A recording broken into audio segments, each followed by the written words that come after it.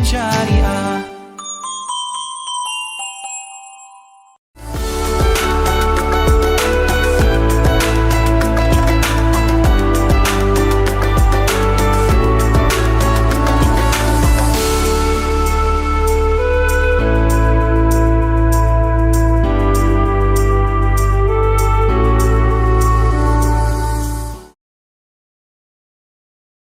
Dipersembahkan oleh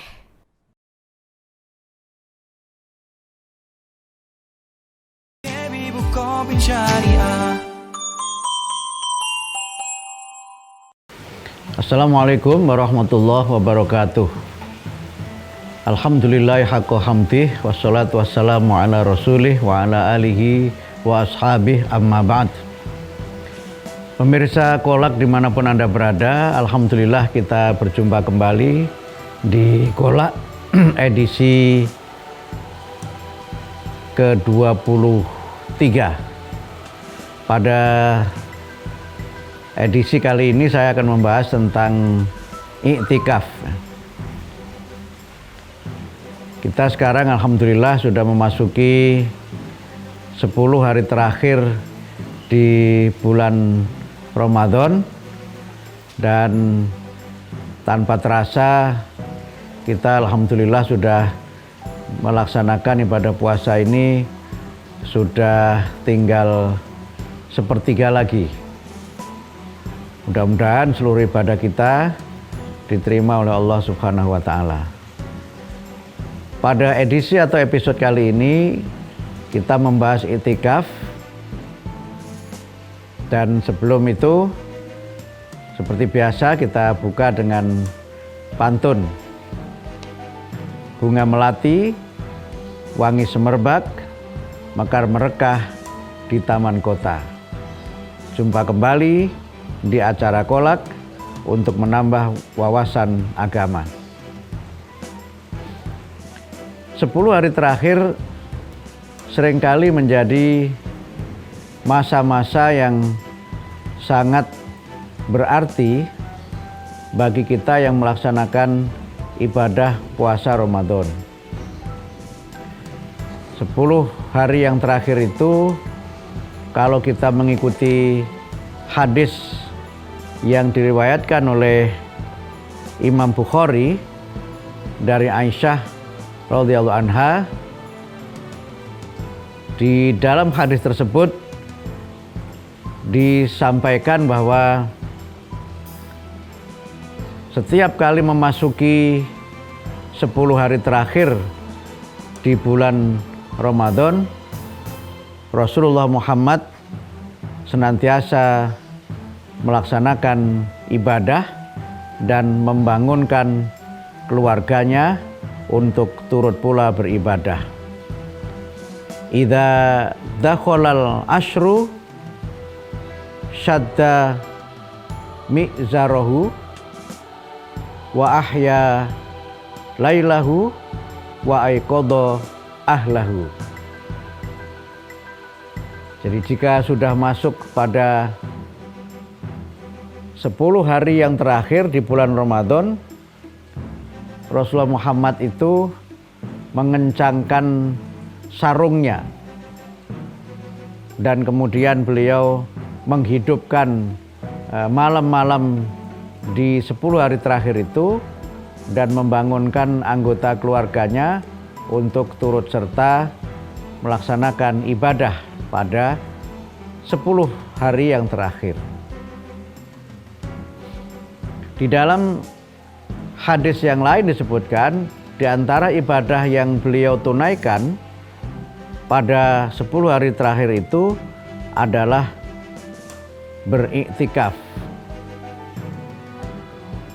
Ini bisa kita pahami dari sebuah hadis yang diriwayatkan oleh Imam Bukhari dari sahabat Abu Sa'id. Disebutkan, mangkana i'takafa ma'i fal ya'takif al-asharal awakhir. Barang siapa yang ingin beriktikaf bersamaku, maka hendaknya dia beriktikaf pada 10 hari yang terakhir dari bulan Ramadan. Memang kalau kita membaca dari hadis-hadis Nabi, tidak terdapat tuntunan tentang keutamaan atau keistimewaan dari iktikaf itu. Iktikaf itu sebagai suatu ibadah menjadi istimewa karena mungkin dikaitkan dengan Lailatul Qadar yang di dalam beberapa riwayat disebutkan Lailatul Qadar itu terjadi pada malam-malam ganjil di 10 hari yang terakhir di bulan Ramadan. Hal ini antara lain disebutkan di dalam hadis yang diriwayatkan oleh Imam Bukhari dari Aisyah radhiyallahu anha. Taharrau Lailatul Qadri fil witri minal ashril awakhiri min Ramadan. Bersiap siagalah untuk mendapatkan malam Lailatul Qadar pada malam ganjil di 10 hari terakhir di bulan Ramadan. Nah, kita semuanya memahami Lailatul Qadar itu adalah malam yang sangat mulia, malam yang utama, yang pada episode yang terdahulu sudah sempat kita bahas secara khusus. Sehingga kalau kita melaksanakan ibadah pada malam ganjil di 10 hari yang terakhir itu, insya Allah amal kita akan menjadi sangat berkah, karena ada kemungkinan kita beramal dan beribadah pada malam Lailatul Qadar atau malam kemuliaan. Malam di mana pahala ibadah kita dilipat gandakan oleh Allah, dan malam itu lebih utama dari 1000 bulan. Memang sekali lagi soal Lailatul Qadar itu ada beberapa pendapat, tetapi hadis yang menyebutkan tentang adanya Lailatul Qadar itu adalah hadis yang sahih. Imam Bukhari meriwayatkan dari Aisyah radhiyallahu anha, dan tentu saja ini menjadi sebuah landasan bahwa 10 hari terakhir itu adalah malam di mana kita tidak melewatkan. Jangan sampai kita menghabiskan 10 hari terakhir itu justru dengan berbagai aktivitas yang tidak ada hubungannya dengan spiritualitas kita. Banyak yang kemudian mengisi 10 hari yang terakhir itu bukan dengan meningkatkan spiritualitas, tetapi malah mengosongkan isi tas. Banyak yang kemudian justru menghabiskan malam-malam di 10 hari terakhir bulan Ramadan itu dengan shopping, dengan berbelanja. Mereka mengejar midnight sale, obral tengah malam, padahal sesungguhnya midnight sale yang paling tepat adalah dengan kita beriktikaf, kita beribadah pada 10 hari yang terakhir di bulan Ramadan, wabil khusus pada malam-malam ganjil di bulan Ramadan. Bagaimana kita melaksanakan iktikaf dan bagaimana hukumnya, kita akan bahas pada segmen yang kedua.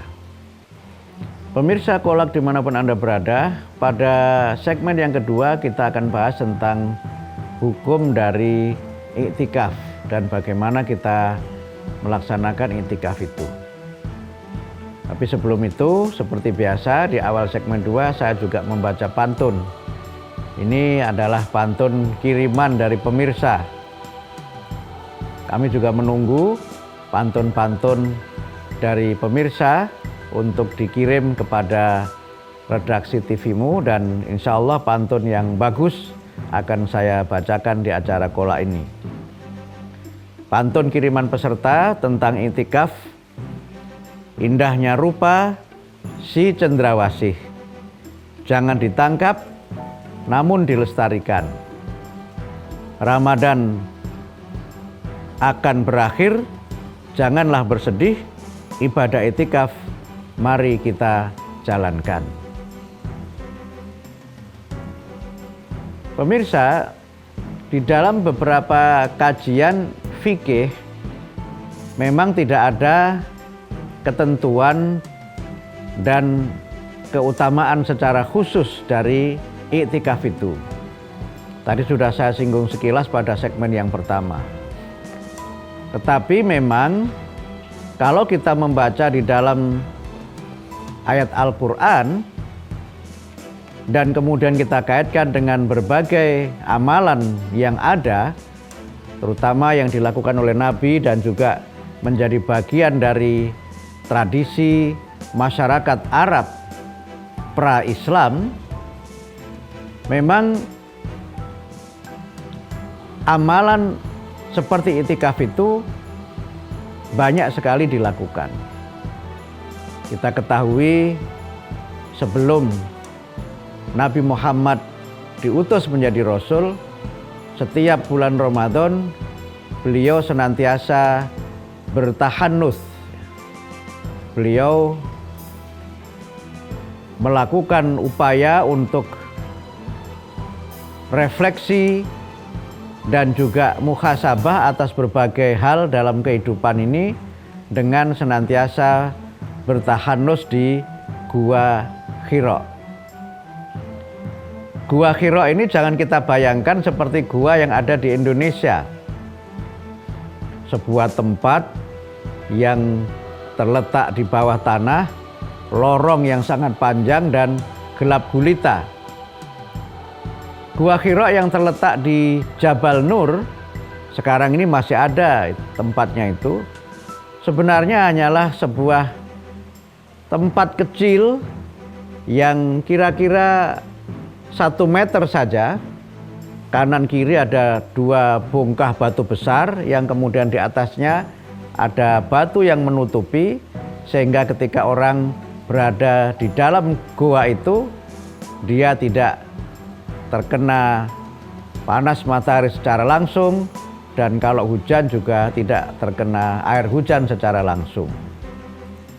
Lokasinya itu di tebing Jabal Nur. Sekarang banyak jamaah haji atau umroh yang kalau mereka mendaki ke Jabal Nur itu, mereka menyempatkan diri masuk ke gua itu. Sebagian juga melaksanakan sholat di situ, padahal tidak ada tuntunannya juga gitu. Dan yang kadang-kadang membuat kita agak prihatin adalah di gua itu banyak sekali grafiti-grafiti. Walaupun grafiti itu berupa kaligrafi, tulisan Arab, sebagian menuliskan kalimat takbir dan berbagai tulisan Arab yang lainnya, tetapi membuat gua itu menjadi tidak asri dan terkesan kotor. Tapi lepas dari itu, selama bulan Ramadan itu, Muhammad sebelum diutus menjadi Rasul selalu meluangkan waktu untuk bertahannuts. Dan Khadijah dengan sangat setia senantiasa mengirimkan makanan dan berbagai keperluan agar Muhammad dapat bertahannuts secara tenang. Dalam tradisi Sufi, ada istilah yang disebut dengan berkholwat, ya, berdua-dua. Ini kholwat ini memang digunakan dalam pengertian yang umum juga ketika ada seseorang yang berdua-dua dengan seorang yang lainnya, itu namanya menyendiri berdua gitu. Dan kalau 2 orang itu laki-laki perempuan, kata hadis Nabi, yang ketiganya itu adalah setan gitu. Tetapi kholwat di sini maksudnya adalah seorang sufi itu berdua-dua menyendiri karena dia ingin berdua saja dengan Allah. Dia ingin untuk mendapatkan pencerahan dan ketenangan kolbu dengan berzikir kepada Allah. Karena itu sebenarnya iktikaf itu bukan amalan yang sama sekali baru. Kalau kita membaca Al-Quran, kita juga menemukan kata iktikaf dalam bentuk redaksi Al-Akifina, itu dikaitkan dengan kisah Nabi Ibrahim dan Nabi Ismail. Ketika Ibrahim dan Ismail itu membersihkan tempat di sekitar Ka'bah. Wal akifina warruka'is sujud gitu. Membersihkan rumah Allah, antohiro baitia, membersihkan Baitullah, kemudian juga membangun tempat berdiri makom Ibrahim sebagai tempat untuk sholat, kemudian beriktikaf di sekitar Ka'bah. Karena itu maka iktikaf dalam pelaksanaannya itu sering dikaitkan dengan ibadah di mana seseorang itu menyendiri. Dan karena menyendiri itu, maka di dalam beriktikaf seorang suami itu memisahkan diri dari istrinya. Dan karena memisahkan diri itu pula kemudian ketika sedang beriktikaf kita dilarang untuk melakukan hubungan suami istri sebagaimana disebutkan di dalam Al-Qur'an surah Al-Baqarah 187. Wala tubashiruhunna wa antum akifuna fil masajid tilka hududullahi fala taqrabuha. Dan hendaknya jangan kamu pergauli istri-istri kamu itu sedangkan kamu sedang beriktikaf di masjid. Dan jangan kamu mendekati larangan Allah itu. Karena ketentuan tidak boleh menggauli istri itu merupakan ketentuan dari Allah dan hendaknya jangan kamu melanggar ketentuan Allah itu. Karena itu maka beriktikaf secara bahasa, kalau saya mengutip pendapatnya Sayyid Sabiq di dalam kitab Fiqhus Sunnah, iktikaf itu artinya beribadah dengan cara seorang itu menetap di masjid dan kemudian dia menetap di masjid menyendiri itu dengan tujuan untuk mendekatkan diri kepada Allah Azza wa Jalla. Karena itu maka beriktikaf itu berbeda dengan bertapa. Beriktikaf itu berbeda dengan bersemedi, atau beriktikaf itu juga berbeda dengan seseorang yang misalnya melakukan berbagai bentuk ritual yang kadang-kadang bukan dimaksudkan untuk mendekatkan diri kepada Allah, tapi mungkin untuk mencari wangsit atau untuk mencari keris dan berbagai macam ritual yang itu tidak ada tuntunannya dalam agama. Jadi iktikaf itu bukan tradisi, tapi iktikaf itu adalah bagian dari ajaran agama Islam. Bagaimana kaitan iktikaf itu dengan kesempurnaan puasa kita dan bagaimana kaitan dengan ketenangan jiwa kita akan bahas pada segmen yang ketiga. Pemirsa Kolak dimanapun Anda berada, apa arti pentingnya kita beriktikaf? Beriktikaf itu artinya kita itu tenang, kita tenang, menyendiri. Dalam istilah Inggris sering disebut dengan quiet atau tranquil. Sekarang ini kita sering kalau bepergian ke luar negeri, misalnya kita di beberapa bandara itu ada slogan quiet airport gitu. Yaitu airport yang tidak berisik. Dan memang nyaris tidak ada suara-suara di airport itu kecuali memang ada suatu panggilan yang sangat mendesak. Tidak ada panggilan pesawat mendarat atau pesawat berangkat, tidak ada pengumuman penumpang jurusan Jakarta, jurusan Jogja atau yang lainnya harus segera boarding dan sebagainya. Tidak ada pengumuman misalnya menjaga kebersihan di bandara dan sebagainya. Kalau yang seperti ini itu adalah noisy airport, airport yang berisik, yang mungkin sebagian airport di Indonesia ini memang betul-betul berisik. Suara tiada pernah berhenti menyampaikan berbagai pengumuman. Tapi tren di airport yang modern itu justru quiet airport. Bahkan di airport-airport yang modern itu pula ada namanya meditation room itu. Ada tempat di mana penumpang itu bisa berada pada ruangan yang sangat tenang. Ya sebagian ada yang memang berada di meditation room itu untuk melaksanakan ibadah, karena memang tidak banyak dan tidak semua bandara terutama di berbagai negara di barat itu menyediakan prayer room atau tempat untuk kita melaksanakan sholat. Jadi biasanya penumpang itu di meditation room itu untuk menunaikan ibadah, atau sebagian memang mereka beristirahat karena menunggu connecting flight yang sangat panjang. Ada sebuah buku judulnya The Power of Quiet, itu kekuatan dari tenang. Ternyata ketika orang itu dalam posisi yang tenang, dia bisa berpikir dengan jernih. Kalau seseorang itu di tempat yang tenang, jangankan suara orang berbicara, suara desir angin pun itu akan terdengar. Dan itulah arti penting dari kita berada pada situasi yang tenang dan situasi yang memang sangat jernih, segala sesuatunya bisa kita dengarkan dengan sangat jelas. Karena itu terkait dengan iktikaf, agar kita ini bisa betul-betul terhubung dengan Allah, sambung dengan Allah, maka kita perlu suasana yang hening, suasana yang tenang.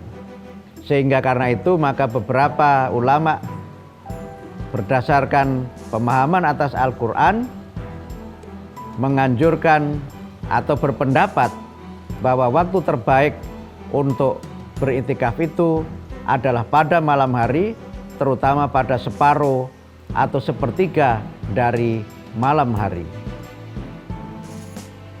Penjelasan ini didasarkan pada firman Allah di dalam surah Al-Muzammil, surah yang ke-73, yang di dalamnya Allah berfirman, Ya ayyuhal muzammil qumil laila illa qalila nisfahu awingkus minhu qalila auzid alaihi warattilil qur'ana tartila.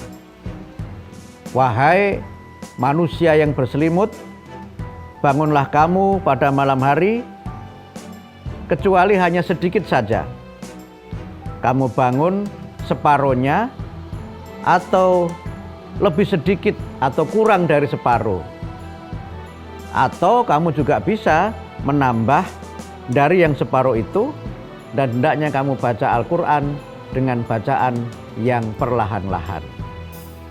Karena itu maka ketika seseorang sedang beriktikaf di waktu malam itu, separuh atau sepertiga malam, ada beberapa yang memang bisa dilakukan. Tidak ada tuntunan secara khusus juga apa yang kita baca ketika iktikaf, tetapi dari beberapa tuntunan yang bisa kita baca, karena kita berharap mendapatkan ketenangan, mengharapkan ampunan Allah, maka ketika beriktikaf sebaiknya kita membaca kalimah thayyibah. Kita membaca kalimah tahmid, tasbih, dan takbir. Subhanallah walhamdulillah wala ilaha illallah wallahu akbar. Kita membaca Al-Quran sebagaimana ayat yang saya bacakan tadi, warattilil qur'ana tartila, membaca dengan pelan-pelan, dengan penuh penghayatan, tidak tergesa-gesa. Karena kita juga memang bisa berzikir dengan Al-Quran, karena Al-Quran itu adalah az-zikr. Al-Quran itu adalah peringatan, tapi juga Al-Quran itu adalah bacaan agar kita senantiasa ingat kepada Allah. Yang ketiga, kita bisa beriktikaf dengan melaksanakan qiyamul lail atau sholat malam. Bisa qiyamul lail dengan melaksanakan tarawih dan witir, karena sebagian berpendapat tarawih dan witir itu afdolnya pada separuh atau sepertiga malam, bukan pada waktu setelah sholat isya. Walaupun setelah sholat isya juga tetap kita boleh melaksanakannya. Atau kalau sudah sholat tarawih pada lebih awal setelah isya, pada masa separuh atau sepertiga malam itu kita qiyamul lail dengan melaksanakan sholat tahajud 8 rakaat, kemudian bisa ditutup dengan witir. Kemudian kita juga bisa beriktikaf itu dengan berusaha untuk banyak beristighfar kepada Allah. Beristighfar kepada Allah, dan kemudian kita mengisi dengan jiwa yang tenang, dengan hati yang jernih, sehingga kemudian kita mendapatkan ketenangan yang setenang-tenangnya. Itulah kenapa kemudian iktikaf itu sangat dianjurkan, karena memang kita dengan hati yang tenang, dengan pikiran yang jernih, kita akan punya kearifan-kearifan dalam kehidupan kita ini. Tetapi karena ini merupakan ibadah sunnah, maka bagi yang tidak mampu jangan dipaksakan. Bagi yang mampu bisa melaksanakan di masjid atau di musola, yang tidak mampu bisa melaksanakan di rumah. Tapi karena kita juga masih dalam suasana kerja, jangan sampai juga karena kita beriktikaf kemudian kesiangan atau mengantuk sehingga tidak maksimal ketika kita bekerja. Agama tidak mengajarkan kepada kita berlebih-lebihan di dalam beribadah. Amalan-amalan itu walaupun merupakan amalan sunnah dan juga senantiasa dilaksanakan oleh Nabi, tapi semuanya harus kita laksanakan sesuai dengan kemampuan kita, sesuai dengan kekuatan kita, karena tidak ada paksaan di dalam beragama. Mudah-mudahan kita bisa mengisi 10 hari yang terakhir bulan Ramadan dengan beribadah kepada Allah, dan khususnya adalah beriktikaf di masjid, beriktikaf di musola, atau mungkin beriktikaf di rumah masing-masing. Semoga bermanfaat. Nasrun minallah wa fathun qarib abasyiril mu'minin. Wassalamualaikum warahmatullahi wabarakatuh.